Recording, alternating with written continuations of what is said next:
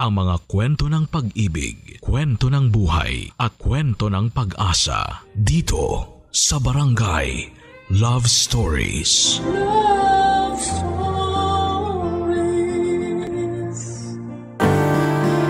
Ang panliligaw ay isang karanasan na puno ng emosyon. Ito rin ay pagkakataon para mas makilala natin ang ating sarili at ang ating hinahanap sa isang relasyon. Ikaw kabarangay, naranasan mo na ba ang tamis ng panliligaw? Dear Papa Dudut, magandang araw po sa inyo. Ako nga pala si Flora at matagal na po akong taga-subaybay ng Barangay LS. Hindi ko po talaga pinapalampas ang bawat kwento tuwing alas 12 ng tanghali. At dahil po matagal na akong nakikinig at nakasuporta sa Barangay LS ay napagpasyahan ko pong ibahagi sa inyo ang kwento ko. Sana po ay tanggapin at mapili ninyo ang sulat kong ito, Papa Dudut. Isa po akong simpleng babae na nagtatrabaho bilang servidora sa isang maliit na kainan dito sa Pangasinan. Hindi po ako galing sa mayamang pamilya. Pero sa awa ng Diyos, kahit papaano ay may naipundar naman na maliit at simple na bahay yung mga magulang ko. At noong makapagtapos ako ng high school ay napilitan ako magtrabaho para matulungan ng mama at papa ko. Ako po kasi ang nag-iisang anak nila kaya't malaki ang pressure na nararamdaman ko para masuportahan sila, Papa Dudut. Hindi na po nagtatrabaho ang mga magulang ko dahil pareho na silang matanda. At hindi ko po kayang makita silang nahihirapan. Kaya't ako na po ang nagsusumikap para sa amin. Bagamat maliit lang ang sahod ko, sa awa ng Diyos ay nakakaraos pa naman kami. Basta makita ko lang sina mama at papa ko na nasa maayos na kalagayan at nakakakain ng 3 beses sa isang araw, ay wala na po akong mahihiling pa. Sa trabaho ko po bilang servidora ay normal lang naman po ang takbo ng buhay ko. Paminsan-minsan ay nag-overtime pa nga ako para mas makaluwag ako. At sa kaka-overtime ko sa kainan na pinagtatrabahuhan ko ay doon ko nakilala si Kyle. Si Kyle ay isang construction worker na nagtatrabaho malapit sa kainan kung saan ako naninilbihan. Matagal na po akong nililigawan at kinukulit ni Kyle. Pero Papa Dudut, ayaw ko po talaga siyang sagutin kasi sa tingin ko ay sayang lang ang oras sa love life na yan. At mas gusto ko pong ituon ang buong atensyon ko sa trabaho at sa pangangalaga ng aking mga magulang. Ngunit ilang buwan din po akong kinulit ni Kyle na sagutin ko siya. Hanggang sa isang gabi ay hindi ko na nga po nakayanan at nakulitan na po talaga ako sa kanya. Sabi ko sa sarili ko ng mga panahon na yon, kung sasagutin ko siya, sigurado akong hihiwalayan din ako nito. Kasi mukha po siyang babaero. At kung sakali mang mangyari yon, at least ay hindi na niya ako kukulitin kahit kailan. At sigurado naman po ako sa sarili ko na kung sakaling maghiwalay kami ni Kyle ay hindi ako masasaktan kasi wala po akong nararamdaman na pagmamahal para sa kanya. Amoy pawis po siya, Papa Dudut, at tuwing gabi madalas siyang makipag-inuman sa kanto kasama ang mga kasamahan niya sa construction. At isa pa ay gwapong-gwapo din siya sa sarili niya. Ngunit dahil maliit lang po ang lugar namin, kahit na anong gawin kong pag-iwas sa kanya ay talagang palaging magkukrus ang landas naming dalawa ni Kyle, Papa Dudut.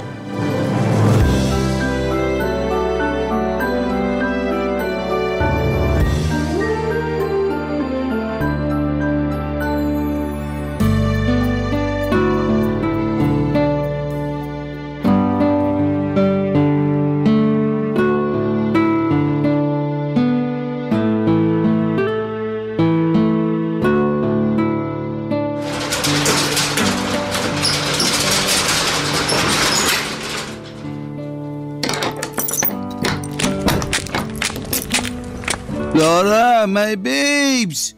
Sabi ko na nga ba, dito lang kita mahanap eh. Diyos ko, Kyle.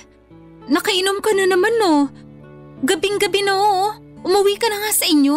Alis na layas, shoo! Doon ka na nga. Ano ba kasing ginagawa mo dyan? Bulag ka ba? Malamang ako ang napag-utusan na magsara nitong kainan. Eto naman, ang sungit-sungit mo talaga sa akin.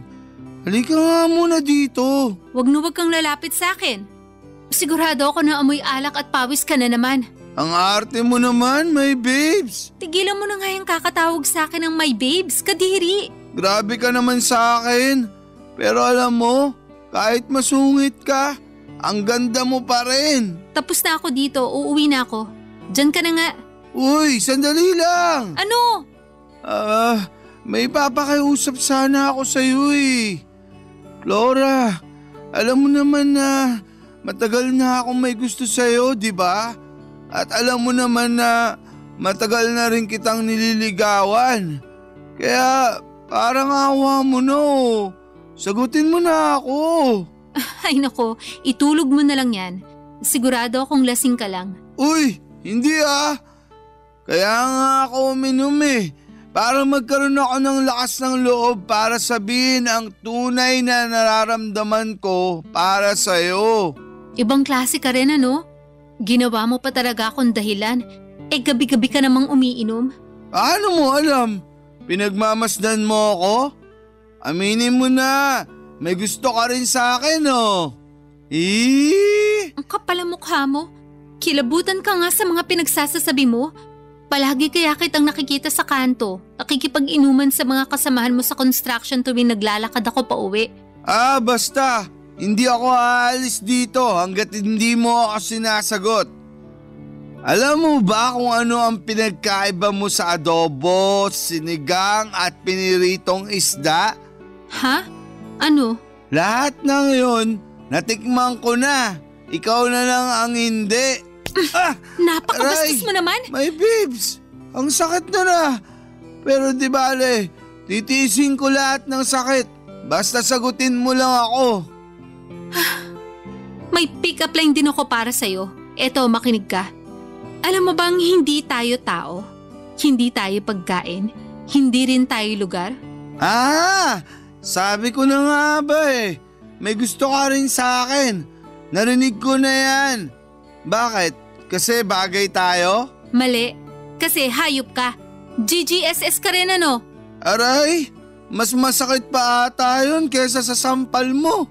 At saka, ano yung GGSS? Gwapong-gwapo sa sarili. Ha? Tabi nga dyan, uuwi na ako. Oh, ayan. Kyle, ano ba? Tumayo ka nga dyan, nakakahiya. Baka mamaya may makakita pa sa'yo. Sagutin mo na ako, parang awa mo na. Ang sakit-sakit na ng tuhod ko.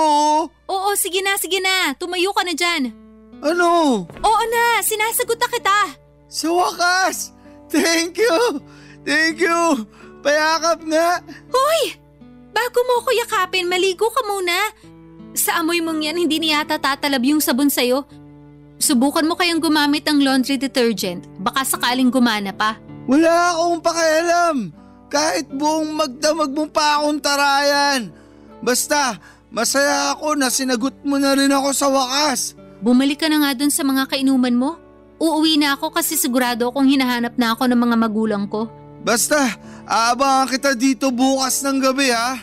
Hay nako, para may pakinabang ka, dito ka na rin kumain bukas para may benta kami. Makakaasa ka, my babes. Utang na loob, tigilan mo na nga yung kakatawag sa akin ng my babes.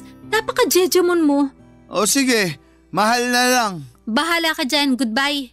I love you, mahal! Hay nako Papa Dudut, hindi ko na natiis yung kakulitan ni Kyle at dumating na rin ang araw na sinagot ko na siya. Ang totoo niya, nakala ko ay hindi siya seryoso sa akin pero nagkamali ako kasi araw-araw niyang pinaparamdam sa akin na mahal niya ako. At in fairness na lang din sa kanya kasi simula nung sinagot ko siya ay araw-araw na siyang naliligo at hindi na siya amoy pawis. Araw-araw na din niya akong dinadalaw sa kainan na pinagtatrabahuhan ko. Nakakahiya mang aminin pero lumipas sa mga buwan at nararamdaman ko na nahuhulog na rin ang loob ko kay Kyle. Oo, noong una'y naiingayan at naaalibadbaran ako sa kanya. Pero noong naging kami na ay mas nakita ko ang seryoso at determinado niyang side. Kahit yung mga katrabaho ko sa kainan ay nagulat din daw sa pagbabago ni Kyle kasi hindi na rin siya ganong kadalas makipag-inuman sa mga kasamahan niya sa construction. At tuwing sumasahod siya, Papa Dudut, binibigyan niya ako ng kung ano-anong regalo. Ang sabi ko pa nga sa sarili ko noon na mukhang mahihirapan talaga akong makipaghiwalay kay Kyle kasi napamahal na rin ako sa kanya. Sino ba naman kasi ang hindi mapapamahal sa isang lalaki na gagawin ang lahat para lamang mapasaya ka, hindi ba? At mukhang nahusgahan ko rin si Kyle kasi hindi naman pala siya babaero. Hindi siya nagkulang na ipakita sa akin na ako lang ang nag-iisang babae sa buhay niya. At habang tumatagal kami ni Kyle ay mas lalo akong nai-inspire at nagkakagana na sipagan yung trabaho ko sa kainan. At makalipas nga ang ilang buwan, Papa Dudut, na pagdesisyonan ni Kyle, nasa isang mamahaling restaurant kami mag first date. Tandang-tanda ko pa noon na sinabi ko sa kanya na sa tabi-tabi na lang kami kumain. Pero siya ang nagpumilit kasi gusto raw niyang maging espesyal ang first date namin at sagot niya na daw yung babayaran namin. Kaya mas lalo lang talaga ako na-in-love sa kanya. Hindi nga babaero si Kyle, Papa Dudut, pero noong mismong gabing yon, may natuklasan ako sa pag-uugali ni Kyle na hindi ko alam kung matatanggap ko.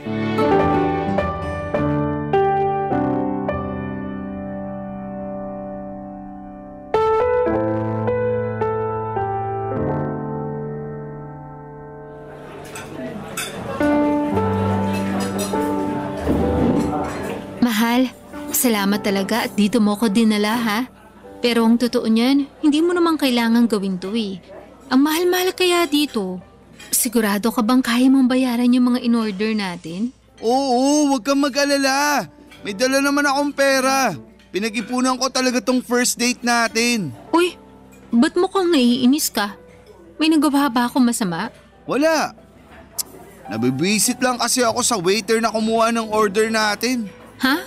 Bakit naman? Lalamya-lamya kasi, parang bading. Hoy, hinaan mo nga yung boses mo. Baka may makarinig sa'yo. At bakit? Totoo naman ah. At isa pa, 15 minutes na tayong naghihintay sa in-order nating pagkain.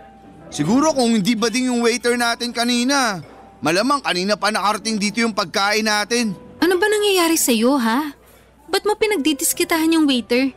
Ang dami mo kayong in-order kanina kaya malamang matatagalan talaga sila. Ay, umalis na lang kaya tayo dito. Maghanap na lang tayo ng ibang restaurant. Tumigil ka nga. Sigurado kung niluluto na yung in-order natin. Maghintay ka na lang dyan. Kung alam ko lang na ganito yung magiging kahihinatnan ng lahat ng to. Sana hindi na lang tayo dito nagpunta. Alam mo, naninibago ako sa'yo. Ngayon lang kita nakitang ganito kagalit. Umamin ka nga. Ano ba talaga ang problema, ha? Wala. Sige na, sabihin mo sa akin. Kasi kung kikimkimin mo yan, mas lalo ka lang magagalit. Sinabi na nga wala eh. Kung hindi mo ko kakausapin na maayos, aalis na lang ako. Ipa-take out mo na lang yung mga in-order natin pagkain. Mahal, sandali lang. Wag, umupo ka muna. Sige na, sasabihin ko na sa'yo.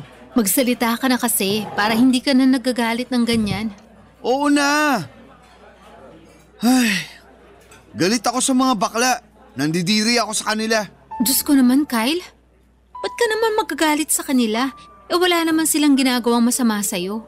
At isa pa, mga tao lang din sila katulad natin. Mali! Nandidiri ako tuwing nakakakita ako ng mga katulad nila. Wala na silang ibang ginawa sa lipunan kung hindi ang magkalat. Umayos ka nga. Napaka mapanghusga mo naman. Eh bakit? Totoo naman ah. Nababad trip ako tuwing naririnig ko sila na nagsasalita. Nasisira ang araw ko tuwing tumatawa sila. Ayoko silang nakikita sa paligid. Alam mo, sobra ako nanghihinayang. Nanghihinayang ka saan? Diyan! Diyan sa mga sinasabi mo. Oo, aaminin ko na nahulog na ang loob ko sa'yo. At kaya ako nasasaktan ng ganito kasi nagmumukha kang tao na ayaw kong mahalin. Ba't ba kamping-kampi ka sa mga bakla na yan ha? Sabihin mo nga sa akin, babae ka ba talaga? Baka bakla ka rin ha? Sumusobra ka na ha? Napakabastos mo. Nagkamali yata ako na sumama pa ako sa'yo. Aalis na ako. Baka kung ano pang masabi ko sa'yo. Flora, mahal! Sandali lang! Ano?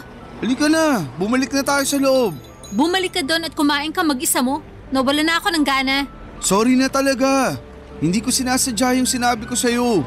Nagbibiro lang naman kasi ako eh. Ito lang ang sasabihin ko sa'yo, Kyle. Yung galit at pagkamuhi mo sa mga bakla, yan mismo ang sisira sa'yo. Pasensya ka na talaga. Ewan ko ba, bata pa lang kasi ako. Nandidiri at naiinis na kasi ako sa kanila. Pwes hindi ka na bata. Alam mo na ang mali at tama. Matuto kang kontrolin yung mga emosyon mo. Lalong-lalo na kung wala namang ginagawang masama sa iyo yung tao. Oo na. Halika na, bumalik na tayo sa loob. Ipangako mo muna sa akin na magbabago ka na. Ha? Sinasabi ko sa'yo, kung hindi mo susubukan magbago, hihiwalayan kita. Oo, sige na. Susubukan ko para sa'yo. Huwag mong gawin to para sa akin. Gawin mo to para sa sarili mo. Oo na, pangako yan. Promise. Halika na. Sobra akong nagulat ng gabing yon, Papa Dudut. Hindi ko nga akalain na ang jowa ko na akala ko'y mabait at seryoso ay may matinding galit pala sa mga bakla o yung tinatawag nila na homophobic. Ang mga katulad ni Kyle ang dahilan kung bakit marami sa mga kababayan natin sa LGBTQ+ community ang nahihirapang magpakatotoo sa sarili nila. Marami sa atin ang lumaki na may mga maling paniniwala at stereotypes na ipinapasok sa ating isipan. Kaya't nagiging mahirap para sa iba na tanggapin at yakapin ang pagkakaiba-iba ng bawat isa. Lalo na sa usaping sexual na oryentasyon. Alam ko, Papa Dudut, dahil may pinsan ako na bakla na palaging kinakawawa ng papa niya. Kahit matalino at mabait ang pinsan ko na yon ay hindi ito nakita ng tatay niya. Kaya madalas siyang umiiyak at lumalapit sa akin kapag siya ay pinagmamalupitan ng tito ko. Awang-awa ako sa pinsan ko na yon kasi hindi lang siya sa bahay nakakaranas, Papa Dudut, ng diskriminasyon, kundi pati na rin sa eskwelahan. Papa Dudut, madalas siyang tinutokso at binubuli ng mga kaklase niya kahit na wala naman siyang ginagawang masama. Kaya nung malaman ko na homophobic ang jowa ko ay talagang nagulat ako at nahirapan akong tanggapin ito. Pero Papa Dudut, noong gabing yon ay nangako naman si Kyle na susubukan niyang magbago. At pinanghawakan ko ang sinabi niyang yon. Kasi sa kabila ng mga pagkukulang niya, mabait naman talaga si Kyle sa akin. Hindi siya perfect, pero isa siyang mabait, maasikaso at mapagmahal na jowa. Dahil dito ay pinagpatuloy namin ang relasyon namin at sa mga sumunod na araw, umaasa akong unti-unti ay mababago ni Kyle ang kanyang pananaw. Lalong-lalo na pagdating sa mga bakla. At noong mga panahong yun ay naisip ko na siguro kung ako ang magiging gabay at kung magiging matyaga ako sa pag-iintindi sa kanya, baka balang araw ay mawala rin ang galit ni Kyle sa mga bakla at matutunan niyang tanggapin na lahat ng tao ay magkakaiba, Papa Dudut. Barangay Love Stories. Barangay Love Stories. Lumipas ang isang taon at naging magana ang relasyon namin ni Kyle. Napansin ko na malaki na ang pinagbago niya at hindi na mabilis uminit ang ulo niya at lagi na siyang nakikinig sa mga sinasabi ko. Pero syempre may mga pagkakataon pa din talaga na hindi maiiwasang uminit ang ulo niya. Pero patuloy ko na lang siya na pinagpapasensyahan kasi nag-improve na din naman siya kahit papaano. Papa Dudut, sobrang pinahanga niya ako kasi hindi na siya katulad ni Kyle noon na mabaho at mahilig makipag-inuman. At ang pinakamaganda pa dyan ay hindi na talaga siya umiinom. Isang malaking achievement na yon para sa akin. Lumipas sa mga buwan at napagdesisyonan din namin ni Kyle na doon na kami titira sa bahay niya. Siguro yung mga 10 minutes yung layo ng bahay ni Kyle sa bahay namin ng mga magulang ko. At talaga namang tinodo ko na ang pakikipag-live-in kay Kyle sa bahay niya kasi nasa punto na kami ng relasyon namin na kailangan na namin ng sariling espasyo. Wala na rin kasing nakatira sa bahay ni Kyle kasi namayapa na yung mga magulang niya kaya solong-solo namin yung bahay. Ang totoo nga niyan ay walang pinagkaiba yung bahay ni Kyle sa bahay namin ng mga magulang ko. Parehong mukhang nabubulok pero mas mabuti na rin to kesa sa mangupahan pa kami. At kahit nagli-live-in na kami ni Kyle ay naaasikaso ko pa rin naman ang mga magulang ko kasi tulad noong sinabi ko ay 10 minutes lang naman ang layo ng bahay ni Kyle sa bahay namin. Masaya kami ni Kyle na naninirahan sa bahay niya at tuwing Sabado ay namamasyal kami kung saan-saan para mag-relax at makapag-bonding. Yung pamamasyal namin tuwing weekend ay ang nag-iisang pagkakataon namin para magkaroon kami ng quality time para sa isa't isa. Pero isang araw habang naglalakad kami sa isang park noong day off namin, nagulat ako noong bigla akong sinurpresa ni Kyle. Wala akong kaalam-alam na simula ng araw na yon, mag-iiba na pala ang takbo ng buhay ko.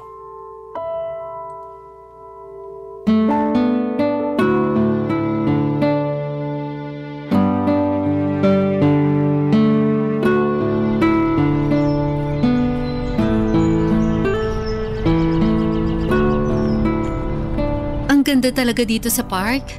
Alam mo, sa lahat ng mga lugar na pinapasyalan natin tuwing Sabado, etong park na to ang pinakapaborito ko.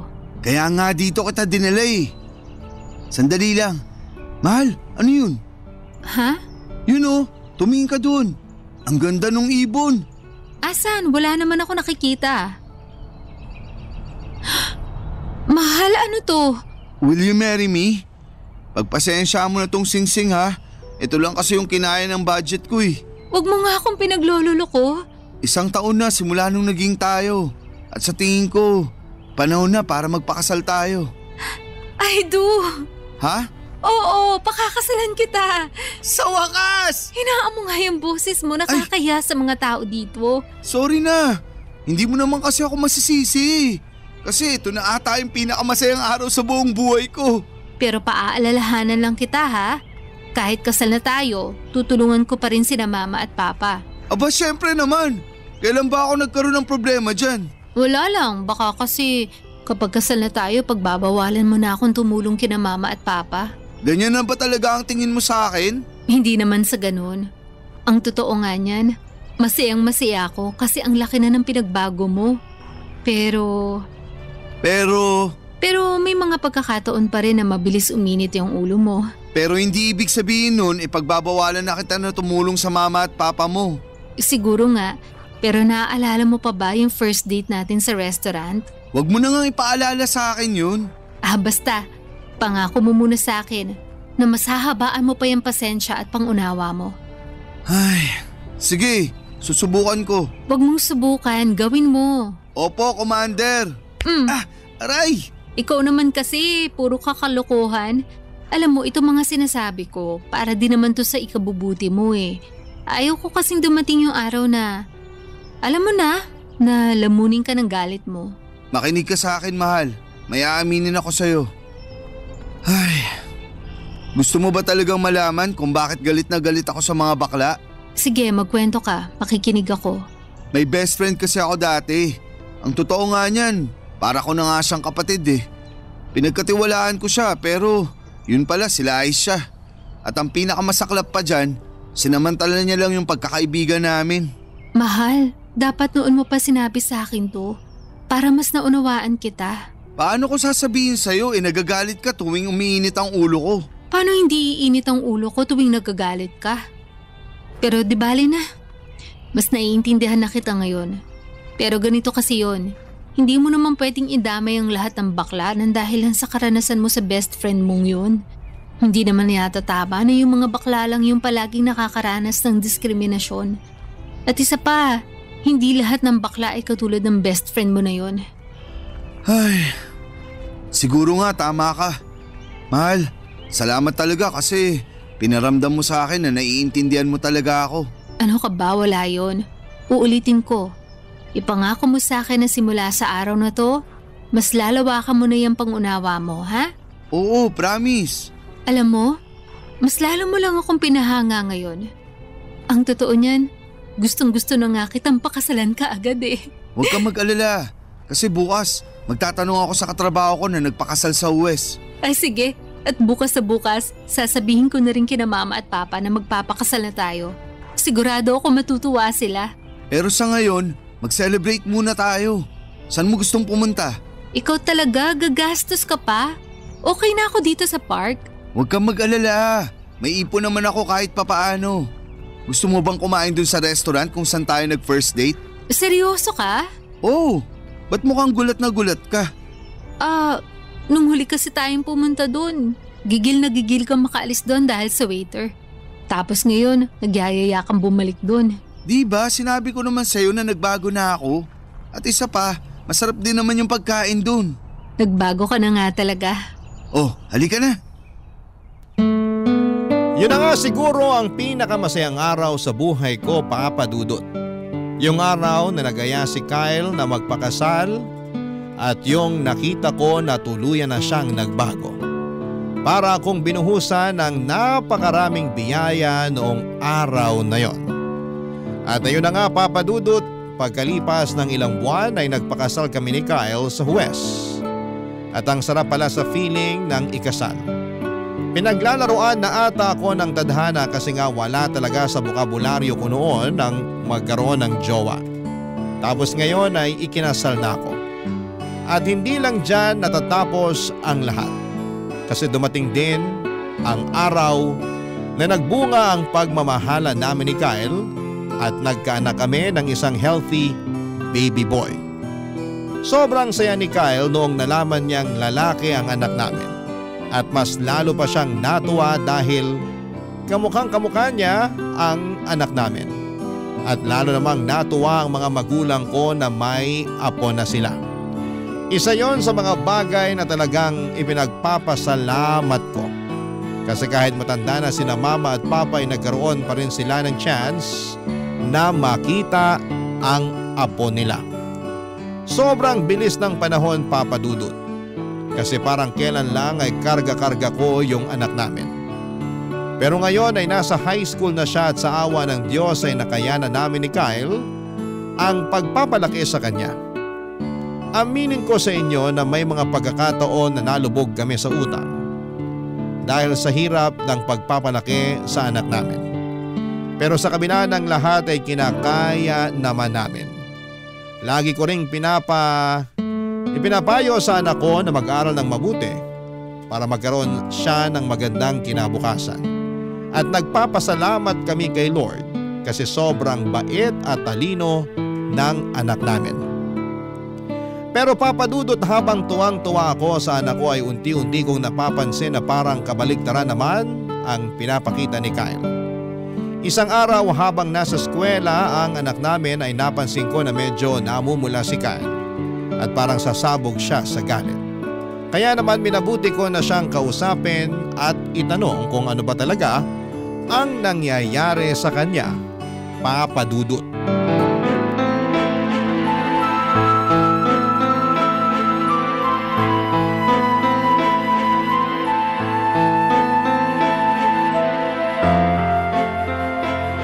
Kyle, ano bang problema mo? Yang anak mo, pagsabihan mo yan ha. Sandali nga. Pag-usapan natin to na maayos. Maupo ko nga muna dito. Ay, hindi ko na gusto ang nakikita ko dyan sa anak mo. Ano ba kasi talaga ang problema? Paano kita maiintindihan kung bigla-bigla ka na lang nagagalit dyan? Yang anak natin habang tumatagal, napapansin ko na mas lalong lumalambot. Ang sagwa tignan. Kamukha ko pa naman yung batang yun.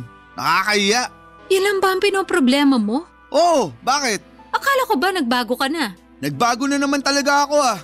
Ang hindi ko lang talaga matanggap ay kung bakit sa anak pa talaga natin nangyayari to. Kung sakali mang bakla ang anak natin, hindi kabawasan yun sa pagkatao niya. At hindi yun kabawasan sa atin bilang mga magulang niya. Madali lang sa'yo ang sabihin yan kasi hindi naman ikaw ang pagtatawanan ng mga tao. kung sakaling bakla nga yung anak natin. Ako ang pagtatawanan ng lahat ng tao. At ba't mo iisipin yung tingin ng ibang tao? Bakit? Sila ba ang nagpapakain sa atin? Wala namang ambag sa buhay natin yung mga yan ah. Wala ka na ba talagang kahihiyan? Basta. Sabihan mo yung anak mo na magbago na siya. Kung hindi, tatamaan sa akin yan. Kung meron man dito ang dapat na magbago, ikaw yun. Napakamapanghusga mo. Nagwawala ka na dyan. Ni hindi mo pa nga tinatanong o kinakausap yung anak mo eh. Tatanungin? Kakausapin? Para saan pa? Para mauwi lang sa dramaan yung usapan namin. Hindi. Pagka-uwi niya galing sa eskwela, papaluin ko yan hanggang sa magtanda. Huwag kang magkakamali na gawin yan. Sinasabi ko sa'yo, ako ang makakalaban mo. Kaya nagkakaganyan yan eh. Kasi kinukonsente mo. At kaya ka nagkakaganyan kasi ang liit ng utak mo. Hindi ka marunong umintindi. Yung galit mo lang ang pinapairal mo. Flora, sa lahat ng tao, ikaw ang nakakaalam kung bakit galit na galit ako sa mga bakla. Ang totoo niyan, wala na naman akong problema sa mga bakla eh. Pero yung makita ko yung nag-iisa kong anak na unti-unting nagiging bakla, malaking problema sa akin yun. Hindi ako naniniwala na wala ka ng problema sa mga bakla. Kasi kung totoong natanggap mo na sila, hindi ka magkakaganyan ngayon. Utang na loob! Ba't mo ba kasi ako pinipilit na tanggapin sila? Hindi sa pinipilit kita na tanggapin mo sila. Yung sa akin lang naman, kung hindi mo sila matanggap sa kung ano sila, sana naman respetuhin mo pa rin sila bilang tao. Alam mo, napapaisip na nga ako eh. Siguro kasalanan mo ang lahat ng to. Nung buntis ka, pinaglihi mo ba yung anak natin sa bakla? Hayop ka! Kung nahihirapan kang tanggapin ang anak natin, pwes ako tatanggapin ko siya ng buong buo. Ibibigay ko sa kanya ang pagmamahal na hindi mo kayang ibigay sa kanya. At sa inyong dalawa, mas pipiliin ko ang anak natin. Asawa lang kita, Kyle. Pwedeng-pwede kitang palitan kung kailan ko gusto. Mahal, I'm sorry. Yung sa akin lang naman. Ayoko na minamalit at kinukutsa yung anak natin. Sana naiintindihan mo ko. Kung merong mang dapat umintindi at umunawa sa anak natin, tayo yun. Anong klase mga magulang tayo kung tayo lang din ang unang huhusga sa kanya? Kyle naman, sana naman matutunan mong tanggalin yung puot at pagkamuhi mo sa mga taong iba sa atin. Hindi mo ba nakikita? Unti-unti mong sinisira ang pamilya natin ang dahil sa galit mo na yan. Promise, magbabago na talaga ako. Ito na yung huling beses na pag-uusapan natin to, ha? I love you. Siguraduhin mo lang talaga na magbabago ka na. Kasi kung hindi, pinapangako ko sa'yo na lalayasan ka namin. Asawa lang kita, Kyle. Inuulit ko. Pwedeng-pwede kitang palitan kung kailan ko gusto. Pero yung anak ko nag-iisa lang yon. Seryoso ka talaga? Ipagpapalit mo ako? Oo! Ipagpapalit kita sa foreigner. Ganun ha? Ha? Ano ba, Kyle? Tigilan mo na nga yan. May kiliti ako dyan. Ano ba? Eto naman, pinapatawa lang kita. Wag mo naman ako ipagpalit oh. Hindi ko kakayanin kung mawawala ka sa akin. Ang tagal kaya kitang niligawan. Oo. At ako naman tong tanga, nagpadala ako sa scam mo. Uy, grabe siya. Pero seryoso, sana mahalin mo yung anak natin higit pa sa pagmamahal na binibigay mo sa akin. Ipangako mo rin sa akin na tatanggapin mo yung anak natin ng buong buo. Oo na. Totoo ba? Oo, pangako yan. At pwede bang tigilan mo na nga yung pagwawala mo? Nagmumukha kang gorila tuwing nagwawala ka eh. May gorilya ba na ganito kagwapo? Kapal ang mukha mo. Hanggang ngayon gwapong-gwapo ka pa rin sa sarili mo. Diyan ka na nga, magluluto pa ako. Hindi ko po akalain na hanggang ngayon ay hindi pa rin nawawala ang pagkamuhi ni Kyle sa mga bakla. Kaya nang umuwi na ang anak namin galing eskwela ay minabuti kong kausapin siya at doon ko nalaman at na-confirm na may nararamdaman nga siyang kakaiba sa kapwa niyang lalaki. Pero hindi ko po ito sinabi kay Kyle kasi baka magwala na naman siya. Sa kabila ng lahat ng ito ay palagi ko pa rin sinasabi kay Kyle na kailangan niyang lawakan ang kanyang pag-iisip at huwag magpadala sa galit. Talaga pong naguguluhan ako ng mga panahong yon. Sa totoo lang ay wala akong problema kung ang anak ko ay bakla. Tanggap na tanggap ko po siya ng walang pag-aalinlangan. Ang hindi ko lang po matanggap ay kung paano magalit si Kyle. Aaminin ko po na mabait ang asawa ko sa akin at sobrang sweet niya. pero kapag nagagalit siya, medyo nakakatakot. Kaya sinabi ko kay Kyle na okay lang magalit siya sa harapan ko. Basta wag na wag niya lang idadamay ang anak namin. Sinabi ko rin na kung may gagawin siyang masama sa anak namin ay talagang hindi ko yon matatanggap at iiwanan ko na talaga siya. At sa awa ng Diyos ay mukhang nakinig naman si Kyle at pinakitunguhan niya ng maayos ang anak namin. Pero unti-unti ring napansin ng anak namin na medyo lumalayo ang loob ng tatay niya sa kanya. Kaya ang ginawa ko na lamang, ako ang bumabawi sa anak ko at ako ang nagpupuno sa lahat ng pagkukulang ni Kyle. Para kahit papaano ay hindi maramdaman ng anak namin na may kulang sa kanya, Papa Dudut. Barangay Love Stories. Barangay Love Stories. Hindi ko na ulit nakitang umiinit ang ulo ni Kyle at ako naman ay abala pa rin sa pagtatrabaho at pag-aasikaso ng bahay. Pero Papa Dudut, habang tumatagal ay mas lalo ko lang napapansin na lumalayo na ang loob ni Kyle sa anak namin. At kahit na anong gawin, ang anak ko ay mas lalong nagiging malinaw na nandidiri at naiilang na si Kyle sa sarili niyang anak. At ang totoo niyan ay naaawa na rin ako sa anak ko kasi mas lalo ko nang nahalata na nangungulila siya sa pagmamahal ng isang ama.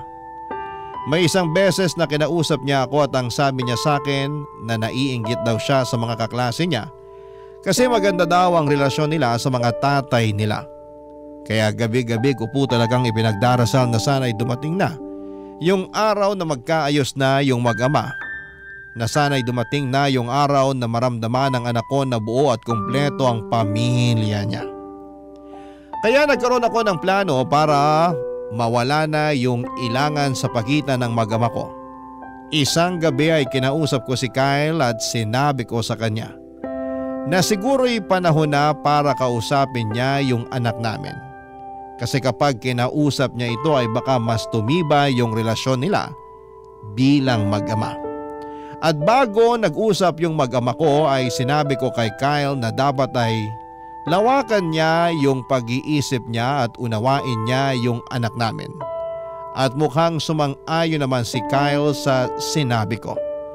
Noong nag-usap na ang mag-ama ko ay dumiretso na muna ako sa kusina para magluto.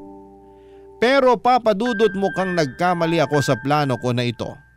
Hindi naging maganda ang pag-uusap nila ng anak ko.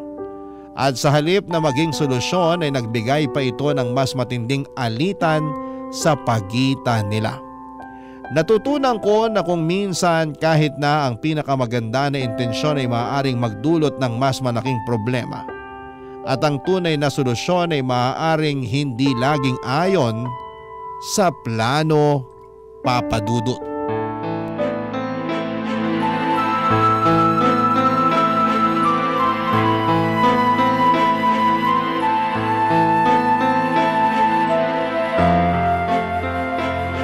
Wag ka nang babalik! Kyle, ano nangyari? Ba't ka nagsisisigaw? Dinig na dinig ko sa kusina yung boses mo. Ikaw ba ang may pakana nito, ha?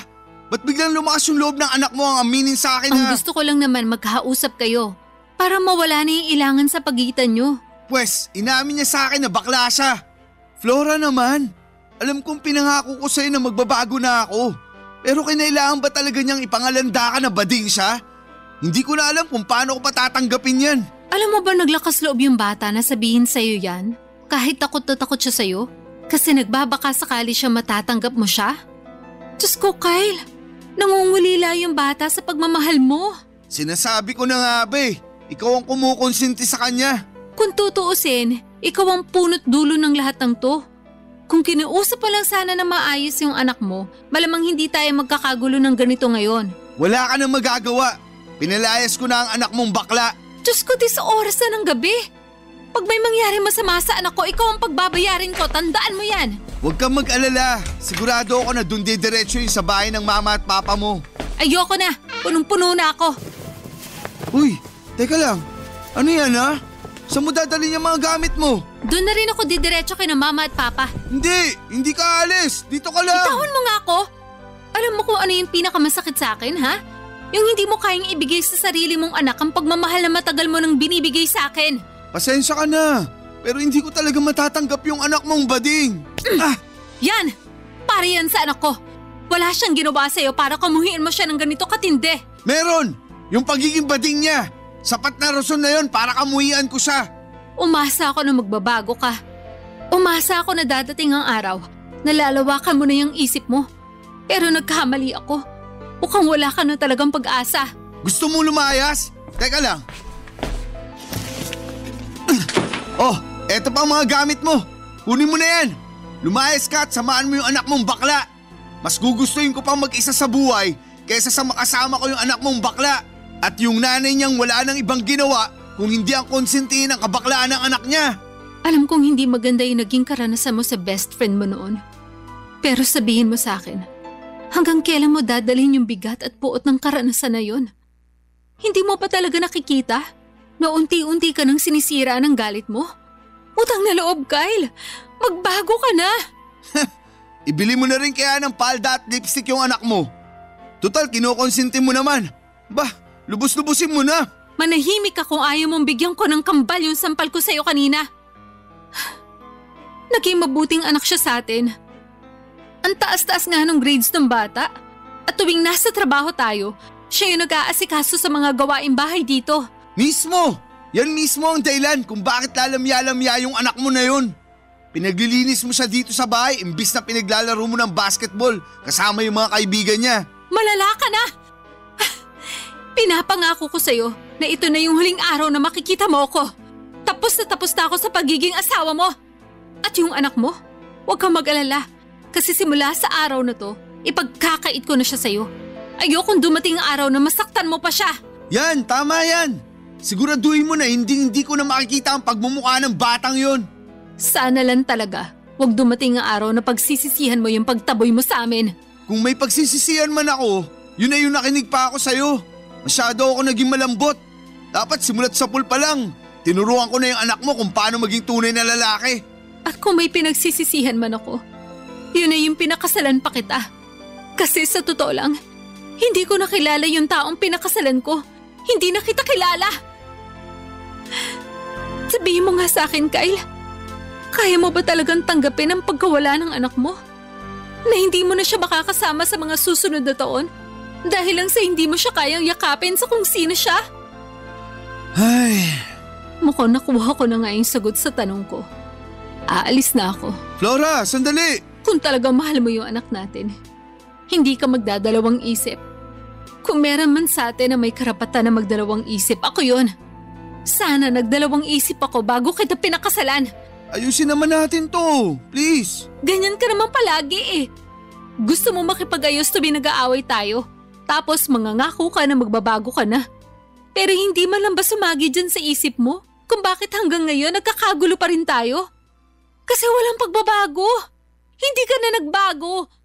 At hindi ka na magbabago. Sobra akong nasaktan ng gabing yon, Papa Dudut. Pero mas nasasaktan ako para sa anak ko. Kung alam ko lang na magiging ganito ang lahat, sana noong umpisa pa lamang ay hindi na ako nakipagrelasyon kay Kyle. Sana hindi ko na lamang siya sinagot at sana ay hindi na lamang ako nagpabuntis. Naging tanga ako at naniwala ako sa mga pangako niyang hindi naman natutupad, na may pag-asa pa siyang magbago. Noong gabing yon ay dumiretso ako kina mama at papa at doon ko rin nakita ang anak ko. Namumula ang mata at hindi matigil sa pag-iyak. Sobrang sakit yung nararamdaman niya dahil hindi niya inakala na ipagtatabuyan siya ni Kyle. Sa mga oras na yon ay buo na ang desisyon ko na makipaghiwalay kay Kyle. Doon muna kami titira ng anak ko sa bahay nila mama at papa. Gaya nga ng sabi ko, Papa Dudut, mas mabuti nang wala ng tatay ang anak ko kesa magkaroon siya ng tatay na mapanakit at mapanghusga. Dumaan ang mga linggo at naging magaan ang buhay namin sa piling ng mga magulang ko. Sobrang saya nila mama at papa kasi araw-araw nilang kasama ang apo nila. May isang beses na pumunta si Kyle sa bahay ng mga magulang ko, pero pinaalis ko rin siya. Oo, asawa ko pa siya sa papel pero hindi ko na kaya siyang makita pa. Tuwing naiisip ko ang anak ko na umiiyak dahil sa ginawa ni Kyle, lalo ko lang nararamdaman na tama ang naging desisyon ko na layuan na siya. Sa mga sumunod na linggo ay hindi na nagparamdam sa amin si Kyle, Papa Dudut. Aaminin ko na lungkot ako ng kaunti. Pero sabi ko sa sarili ko, siguro nga ay mas mabuti na rin yung ganito. Wala nang gulo at hindi na rin niya masasaktan ng anak ko kahit papaano. Pero ang hindi ko inaasahan, Papa Dudut, ay paglalapitin kami ulit ng tadhana. Isang araw habang nagtatrabaho ako sa kainan, nalaman ko na nagpunta pala ang anak ko sa dati naming bahay para kumustahin sana si Kyle. Kasi kahit pinagtabuyan na siya at lahat-lahat, ay gusto niya pa rin daw na matanggap siya ng tatay niya balang araw. At noong nakarating siya sa bahay ay doon niya natuklasan na nakabulagta si Kyle sa sahig. Napagalaman din namin na si Kyle pala ay may sakit sa puso. At pagkatapos ng duty ko ay hinakayat ako ng anak ko na dalawin ko daw si Kyle sa ospital. Kaya pinauwi ko na yung anak ko at ako na mismo ang pumalit sa kanya sa ospital, Papa Dudut.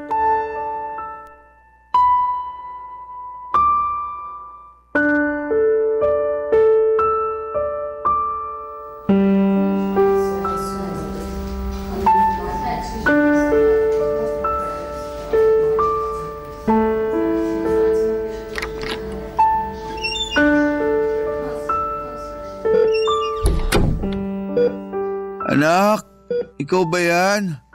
Kyle, Laura, mahal. pinauwi ko na yung anak mo. Ako na muna magbabantay sa'yo dito. Hindi nyo naman kailangan gawin to eh. Alam mo ba na yung anak mo mismo may gusto na dalawin kita? Sising-sisi ako sa mga nagawa ko sa inyo noon. Hindi ko akalain na yung batang kinamumuhian at pinandidirihan ko ay hindi nyo tutulong sa akin. Kung hindi dahil sa kanya, malamang pinaglalamayan nyo na ako ngayon. Aaminin ko, hanggang ngayon, hindi pa rin humuhupa yung galit ko sa'yo. Dapat lang talaga na magpasalamat ka sa anak mo. Alam mo ba na grabe yung trauma na inabot niya sa'yo? Halos hindi makakain yung bata nung araw na pinalayas mo siya. At hanggang ngayon, naaalala niya pa rin lahat ng mga masasakit na salitang sinabi mo sa kanya. Sana mapatawad niyo pa ako. Pinapangako ko na babawi ako sa inyo. Huli na ang lahat. Kung gusto mong bumawi sa anak mo, hindi kita pipigilan. Pero yung sa atin, matagal ko nang tinapos yon. Hindi mo na ba talaga ako mapapatawad? Kayang-kaya kitang patawarin. Pero yung magkabalikan tayo, ibang usapan na yon. Alam kong marami akong nagawang pagkakamali. At kung may babalik ko lang sana yung panahon, hindi ko gagawin yung mga nagawa ko sa anak natin. Hindi na sana tayo humantong sa ganito kung napagtanto mo yan nung umpisa pa lang. Hindi ako nagkulang sa pagpayo sa'yo, pero ikaw tong napakatigas ang puso. Sawang-sawa na ako sa mga pangako mo na napapako. Mukhang nakapag-desisyon ka na nga. Kung ganun, rerespetuhin ko yun. Pero pinapangako ko, kapag nakalabas na ako dito, babawi ako sa anak natin. Pero kung sakaling magbago pa ang isip mo, andito lang ako. Handa akong mahalin ka ulit. Masyadong malaki ang hinihingi mo sa akin, Kyle. Kung tutuusin, ilang beses na nga kitang pinagbigyan eh. Siguro kung ako yung pinagmalupitan mo, mas matatanggap ko pa. Pero hindi eh. Binuhos mo lahat ng puot mo, lahat ng galit mo, at lahat ng trauma mo sa anak natin. Pero sa kabila ng lahat ng yon, alam mo ba na takot yung bata nung nakita kanyang nakahandusay sa sahig? Patunay lang yon na sa kabila ng ginawa mo sa kanya, mahal na mahal ka pa rin ng anak natin. I'm sorry. Hindi ko alam kung mapapatawad ko ba ang sarili ko sa lahat ng nagawa ko. Huwag ka sa akin mag-sorry. Doon ka sa anak mo humingi ng tawad. Pwede ba akong makiusap sa'yo? Ano yun? Pwede mo ba siyang pabalikin dito? Sabi kasi nung nurse, wala pa akong malay nung binantayan niya ako dito. Sige, Saglit, tatawagan ko lang. Oh, heto. Hello, anak? Salamat at niligtas mo ako Anak, patawad sa lahat ng nagawa ko sa iyo. Naging makasarili ako at buong buhay mo. Imbis na iparanas ko sa iyo yung pagmamahal ng isang ama, mas pinili kong kamuhian at pandirian ka. Kung may babalik ko lang ang panahon, hindi ko gagawin ang lahat ng mga ginawa ko sa iyo noon. Sana hindi pa huli ang lahat. Kapag nakalabas ako dito, hayaan mo ako makabawi sa iyo Anak, masaya ako na nagkamati na rin tayo sa wakas. Mahal na mahal kita. Sige na, ibabalik ko na sa nanay mo tong cellphone. Hello, anak? Sige, hihintayin ka namin. Bye. O ayan, papunta na raw. Flora, wala na ba talagang pag-asa na magkabalikan tayo? Huwag mo na munang alalahanin yan. Ang pagtuunan mo ng pansin, yung pagpapagaling mo. Pero… Sige na, huwag ka na makulit. Siya nga pala, yung tungkol sa bayarin mo dito sa ospital, tutulong daw yung boss mo. Talaga? Oo, tinawagan ko yung boss mo kanina. At sila na daw yung bahala sa mga gastusin mo dito sa ospital. Mabuti naman kung ganon. Ngayon na wala ka nang poproblemahin, siguraduhin mo lang na babawi ka sa anak ko kapag nakalabas ka na dito. Panigurado yan. Tuluyan na ngang nagkabati ang mag-ama ko noong araw na yon, Papa Dudut. Pero hindi na muli kaming nagkabalikan ni Kyle at sa kabila ng lahat ng nangyari ay wala akong pinagsisihan sa desisyon ko. Ang priority ko ngayon ay ang anak ko at ang mga magulang ko. Kung sakali man na magkaroon ako ng panibagong asawa, sana yung taong tatanggapin at mamahalin ang anak ko ng buong buo. Walang labis, walang kulang. Pero ang totoo ay hindi ko alam kung kailan pa mangyayari yon. Kasi wala naman akong pera para sa pang-annulment. Pero okay lang sa akin ang ganitong buhay na kahit na wala akong katuwang sa buhay, at least nandyan naman ang anak ko at ang mga magulang ko. Sapat na po sa akin yon. Sa puntong ito ay nagpapagaling pa rin si Kyle at patuloy siyang dinadalaw ng anak namin tuwing wala itong pasok. Masaya na ako na maayos ang relasyon ni Kyle sa anak ko. At nagpapasalamat talaga ako na sagot na ng boss ni Kyle lahat ng mga bayarin sa ospital. Mabuti na lamang po talaga at matagal nang nagtatrabaho si Kyle sa boss niya na yon. Kaya hindi ito nagdalawang isip na tulungan siya noong nasa ospital siya. Mabait pa rin talaga ang Diyos. Kasi kung hindi dahil sa boss ni Kyle, ay hindi ko talaga alam kung saan ako kukuha ng pera na pambayad sa ospital. Siguro'y marami sa mga kabarangay ninyo ang magagalit kung bakit hiniwalayan ko si Kyle habang nagpapagaling pa siya. Pero hindi nyo rin naman ako masisisi. Kasi ang iniisip ko na ngayon ay ang kapakanan ng anak ko. Kahit nagkapatawaran na kami, yung mga sugat na idinulot ni Kyle ay nananatili pa rin. Siguro ang maipapayo ko lang sa mga nakikinig ngayon, lalo na sa mga magulang, ay mahalin ninyo ang inyong mga anak at tanggapin ninyo sila ng buong buo. Dahil hindi lahat ng magulang ay deserving na magkaroon ng anak, pero lahat ng anak ay deserving na magkaroon ng magulang na magmamahal at mag-aalaga at iintindi sa kanila. Papa Dudut, hindi ko rin alam kung masaya o malungkot ba ang ending ng kwento ng buhay ko. Pero siguro, ang mga kabarangay ko na lang ang bahalang maghusga. Nagpapasalamat po ako na binigyan ninyo ako ng pagkakataon na ibahagi ang kwento ko sa inyo. Maraming salamat po and more power sa inyong istasyon sa Barangay LS. Ang inyong forever kapuso at kabarangay, Flora. Ano ang masasabi mo sa ating Barangay Love Stories today? Aabangan namin yan sa aming comment section.